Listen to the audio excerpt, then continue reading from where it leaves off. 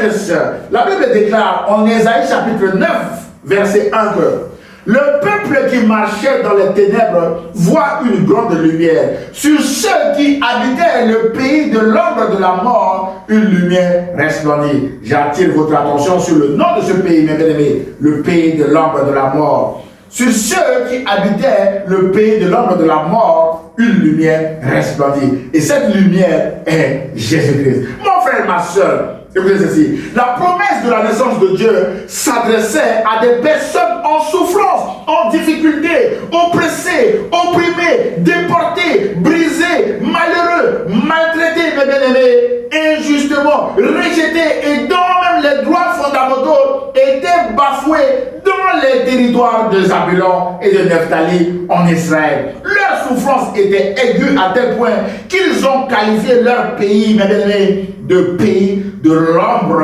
de la mort. Autrement dit, la mort était monnaie courante dans ces pays-là de Zabulon et de Nephtali à cause de l'invasion armée que ces personnes ont subi. Mais la bonne nouvelle est que Jésus avait pour mission, selon Ésaïe 61, verset 1 à 3, de leur annoncer la bonne nouvelle du royaume de Dieu, selon laquelle elles sont importantes, ces personnes, aux yeux de Dieu. Jésus avait également pour mission de guérir leur cœur brisé. Jésus avait pour mission de leur proclamer, mes bien-aimés, une année de délivrance, de proclamer leur liberté, de leur donner un diadème au lieu de la cendre, de leur donner une huile de joie au lieu du deuil, de leur donner un vêtement de louange au lieu d'un esprit abattu. D'après Ésaïe chapitre 61, verset 1 à 3. Aujourd'hui encore, Jésus continue d'assumer cette mission pour ceux qui l'acceptent comme leur Seigneur et Sauveur. Bien-aimés dans le Seigneur. Frères et sœurs, mes chers amis internautes, 700 ans plus tard, c'est dans les territoires de Zabulon et de Nephtali que Jésus a commencé son ministère. Waouh! Mon frère, ma soeur, si Dieu vous a fait une promesse pour quelque chose, rassurez-vous que Dieu ne vous a pas oublié. Dieu accomplira certainement ce qu'il a promis. Jésus a dit en Jean chapitre 8, verset 12 que je suis la lumière du monde. Celui qui me suit ne marchera pas dans les ténèbres, mais il aura la lumière de la vie. C'est pourquoi, si vous acceptez maintenant, mon cher ami internaute, Jésus-Christ comme votre Seigneur et Sauveur, vous marcherez désormais dans la lumière de Jésus-Christ. Et les ténèbres ne régneront plus dans votre vie, car Jésus est la lumière du monde. Frères et sœurs, c'est à vous maintenant, chers amis internautes, de décider aujourd'hui et non demain de choisir la lumière, c'est-à-dire la vie, ou les ténèbres, c'est-à-dire la mort. Dieu déclare en Deutéronome 30, 19 que j'ai mis devant toi la vie et la mort, la bénédiction et la malédiction.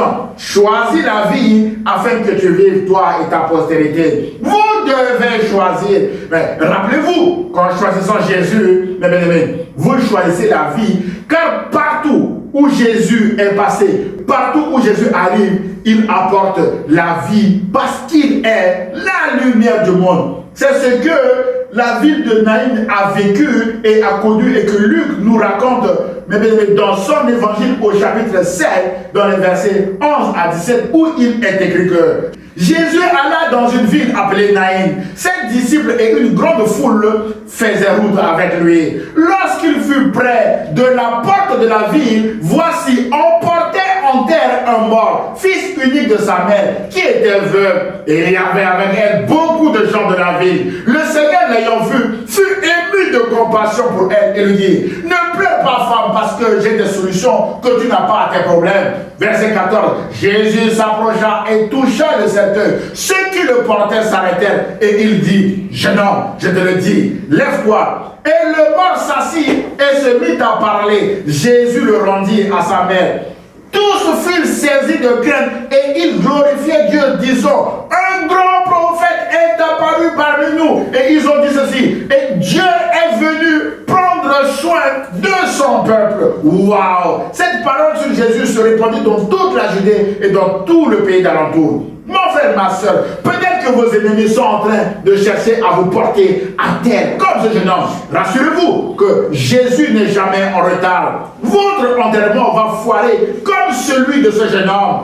Jésus vous ressuscitera. Jésus vous rendra tout ce que le diable vous a volé. Mes bien-aimés, alors courage, ne plus. C'est le même message de Jésus à cette femme qui était en larmes. Ne pleurez plus, mais faites confiance à Jésus et vous verrez la gloire de Dieu. Car les ténèbres ne régneront pas et ne régneront jamais sur votre vie si vous marchez avec Jésus. Mes chers amis internautes, alors que l'ombre de la mort s'abattait sur toute la ville de Naïm, venant assister à l'enterrement de ce jeune homme, fils unique de sa mère qui était veuve, donc le mari de cette femme était déjà mort, l'esprit de mort était dans cette ville. Jésus croise le cortège funéraire et transforme ce cortège de deuil, de tristesse et de ténèbres en cortège de louange à Dieu en ressuscitant cet enfant. Et tout le peuple a crié. Un grand prophète est apparu parmi nous. Dieu est venu prendre soin de son peuple. C'est le même message au prophète Ésaïe tout à l'heure que nous avons lu en Ésaïe 7, 14.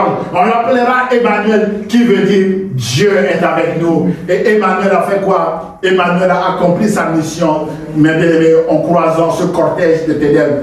Il a changé les vêtements de deuil de cette femme et de toute la ville de Naïm en vêtements de louange. Ça rentre, mes bien-aimés, dans la mission de Jésus que nous avons lu tout à l'heure. Mon frère, ma soeur, c'est encore le même message aujourd'hui. Jésus veut prendre soin de vous. Jésus veut changer également votre vêtement de deuil en vêtement de louange, mes bien-aimés dans le Seigneur, si vous l'acceptez comme votre Seigneur et votre Sauveur. Jésus veut entrer dans votre cœur et apporter la lumière dans votre vie. Si vous l'acceptez comme votre Seigneur et Sauveur, vous êtes libre. C'est toujours un choix. C'est alors que les ténèbres ne régneront plus dans votre vie, car Jésus est la lumière du monde. Si vous choisissez Jésus, les ténèbres ne régneront plus jamais dans votre vie. Mon frère, ma soeur, si vous venez d'accepter Jésus comme votre Seigneur et Sauveur, je vous dis bravo. Et j'ai encore une bonne nouvelle pour vous. Jésus a dit en Matthieu chapitre 5 verset 14, vous êtes la lumière du monde maintenant. Et à ce titre,